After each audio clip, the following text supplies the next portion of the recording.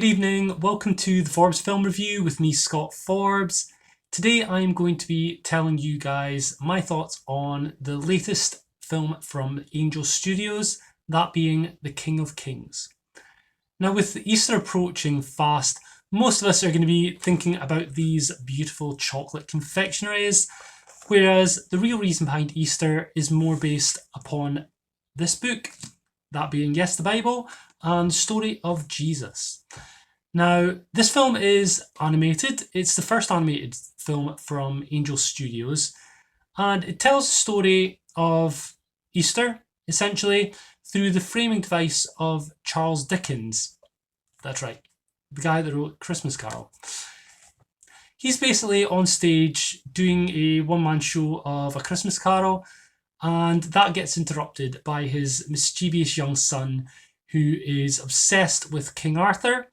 And basically, when they get home, his mother asks Charles to tell his son about a story.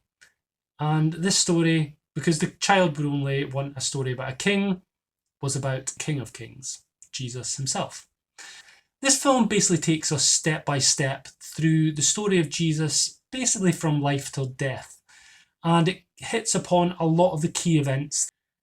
The animation style is a little bit like Clone Wars, Star Wars Clone Wars, which I personally really enjoyed. The music is pretty great throughout. It's got a lovely score. And the end credit song, Live Like That, is from Kristin Chenoweth. And that is another really lovely song that they've put out, falling off the back of the Lauren Daigle song from Bon Iver.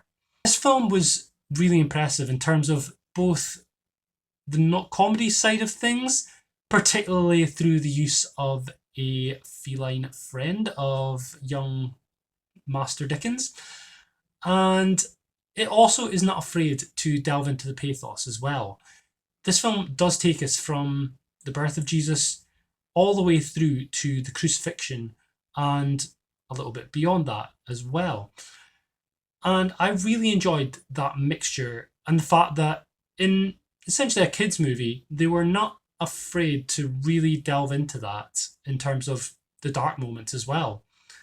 The voice cast is terrific as well, from the likes of Oscar Isaac to Mark Hamill. You've got Kenneth Branagh, a heap of stars in this movie.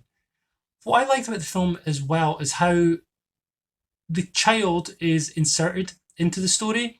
Basically, as Charles is telling his son the story of Jesus, we flash back to see the events take place. And the kids and the cat, and sometimes Charles himself, do get integrated into the story.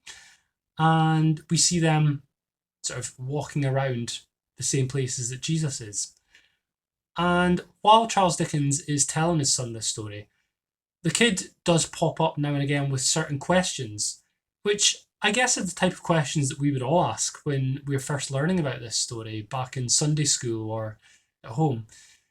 And I thought that that was a really nice touch, and definitely one that made me think, if you have a young child that you are looking to introduce to the story of Easter, or generally just the Bible, then I think this is a fantastic introduction point. Because of the way that it's stylized, it does feel like a kid's movie, but you're getting a lot of information and education throughout about the Bible and about Jesus, which I was really, really impressed with. For me, this is one of the films from this year so far that I would be keen to be watching again. I am on the borderline with my rating, but as things stand, I'm going to give The King of Kings a high 8 out of 10. If you like this video, please do subscribe, leave me a comment, and do like the video. And until next time, cheerio.